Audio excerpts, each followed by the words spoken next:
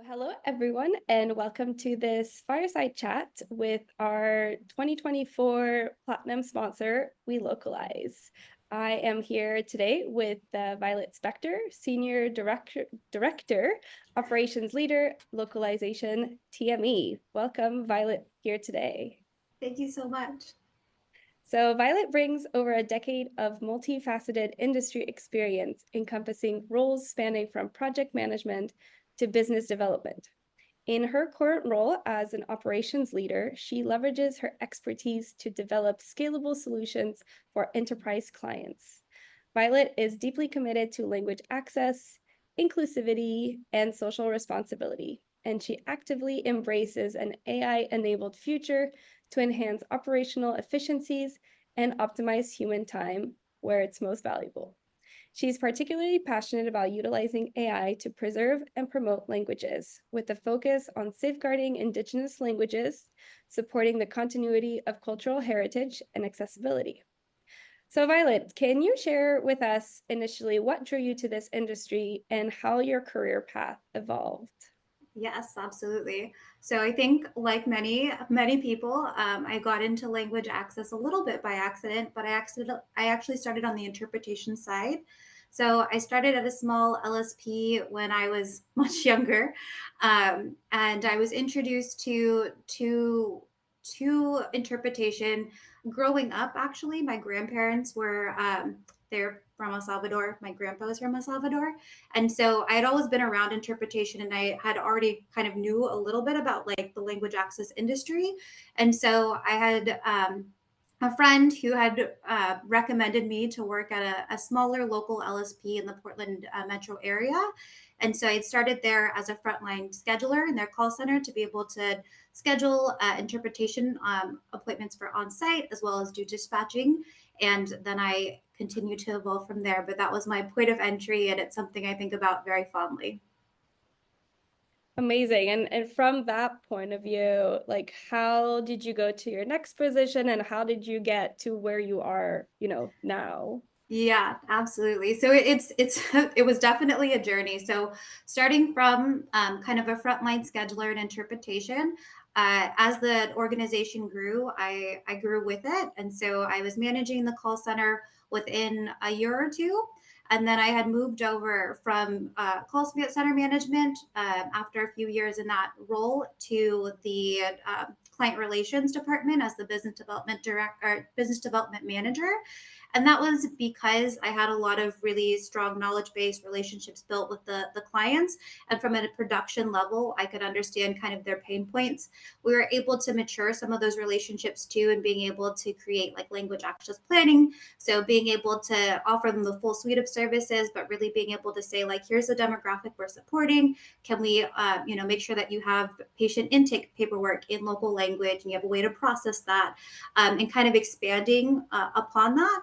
And then also from there, I had then moved into translation localization, specifically into a production manager role because we were growing at a very exponential rate. And so I wanted to make sure that we were able to deliver everything that we were growing with.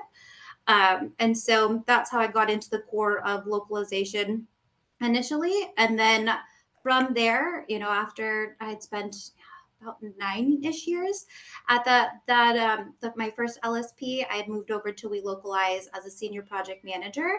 And then within Welocalize, I've been able to continue to evolve and grow with the organization as well, which has been phenomenal. So started as a senior project manager, and then got into program management as the next step, and then then from there to a director, and now into a senior director operations leader role. That's amazing to see just like the progression of your career and you have your specialty and you're able to advance yourself and your skill set within that direction. So in your current role now as like an operations leader, what are some key challenges that you face when you're looking to develop scalable solutions for your client, and then how do you address them? Yes. So, especially with the client base that I work with, there's never an off the shelf solution.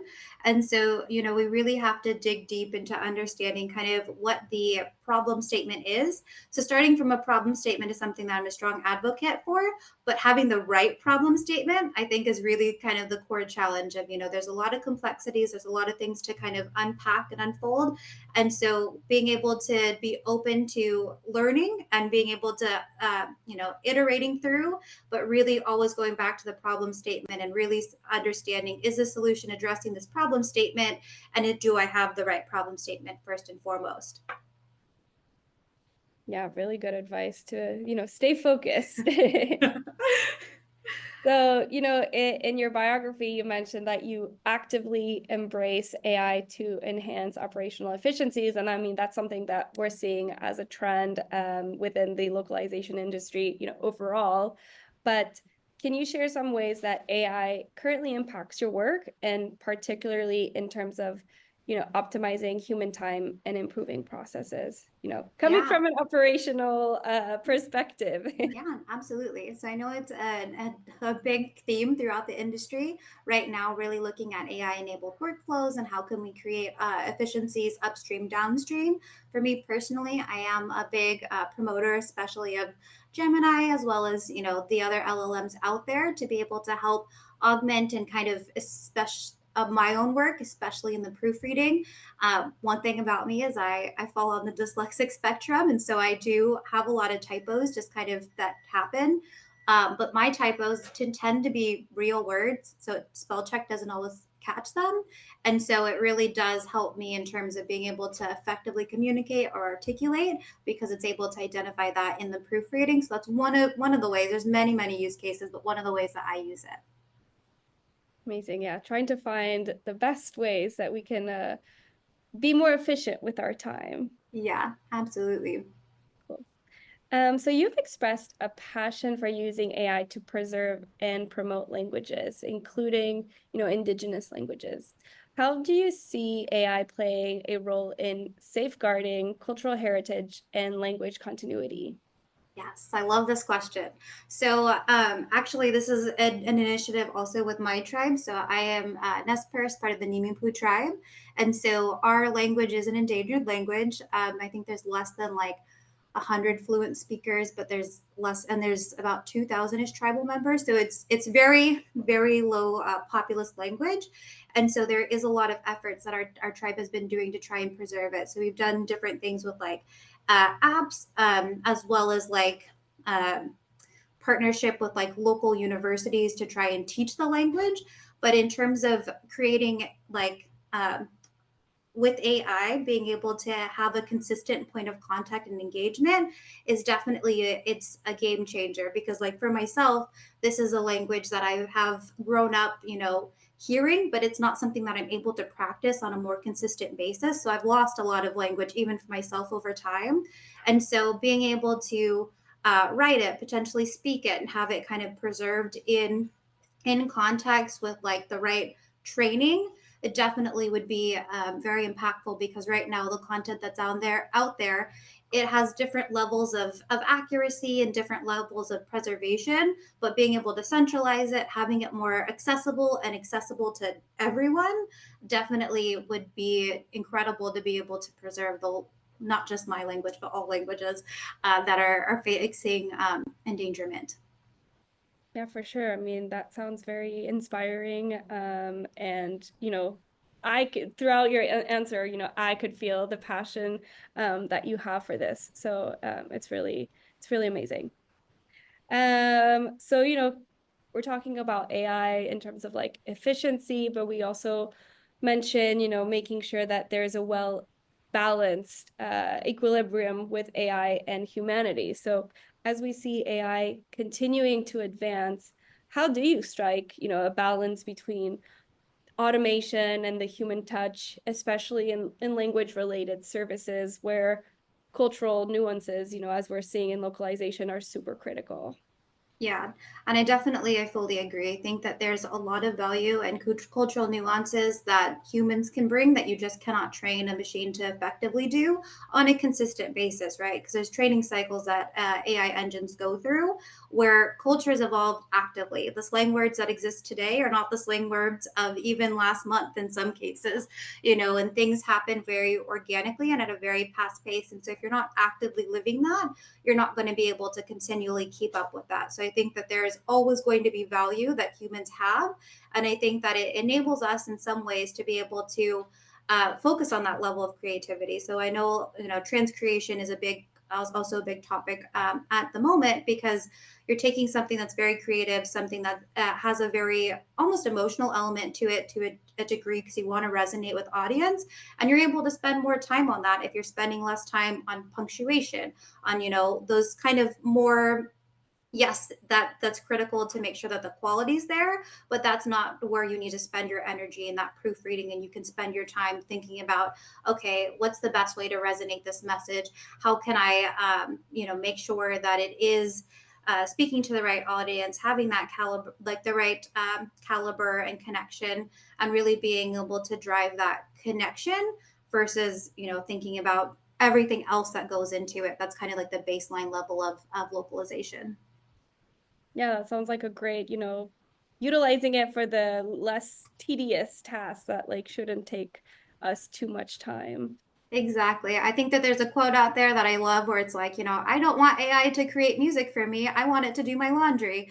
And I think about it in the workplace, obviously, there's robots and whatnot that will also come into market. So maybe AI will do my laundry at some point. But, in present day, just really focusing on, okay, let me take the fun things that I can directly add value to. That's something that I'm passionate about, and let it kind of handle some of those basic things that are less impactful for me and my time, but still are important to the overall outcomes. For sure. I wish it did my accounting personally. That would be nice. That would be very nice. Awesome. So, obviously with your career, you do have like an inspirational career path that others, might be inspired by you and how you got to where you are today. So, for some who are aspiring to take on leadership roles in operations or just language services, what advice would you offer them? And are there certain key skills or experience that you think are particularly valuable to where you got to be here today? Yeah, absolutely. There was a piece of advice that I was given fairly early on in my career that I refer back to a lot, and that is be reliable. And reliability means do what you say you're going to do. So if you say you're going to send an email by 5 p.m., send the email by 5 p.m. Really having that commitment to everything that you say you're going to do makes a difference, and that people know then that they can depend on you. I would also say, especially in leadership roles, it's important to have empathy for your team and everything that they're going through, for your management, and everything they're going through, and for yourself, and creating space to be able to have an environment that is transparent, that is supportive. And I think that that is definitely something that you know as an aspirational leader, and it's something that I consistently strive to do as well, is being able to create space that people can thrive in, and that's above me, below me, myself included, just wanting to make sure that everyone knows that we're growing together and that the growth never stops. And I would say one of the critical things that I think I've leaned into quite a bit is being a problem solver. And so really wanting to, we've talked a little bit about like understanding the problem, but ultimately knowing that for every problem out there, there is a solution. Some solutions are going to be better than others. Some of them are going to be maybe shorter term than others, but there's things that you can do to help reduce impact, mitigate impact, and then plan for the future. And so, instead of running away from problems and not wanting to touch them, taking ownership of those problems and really being able to drive some of those to fruitions are definitely ways to get into leadership and be able to showcase your abilities, and also just as a person learn and grow. I think I've learned the most from failure, and I've learned the most from the problems, versus just a clean success. Yeah, sounds like we can all use this piece of advice, both personally and also professionally. So it's great to have, both sides included as well. Um, so for our last question, I want to look ahead, the future. What are some goals that you're most excited about your current work, especially regarding AI-driven initiatives or language preservation efforts? Yeah. So for AI driven initiatives, personally, I'm very excited.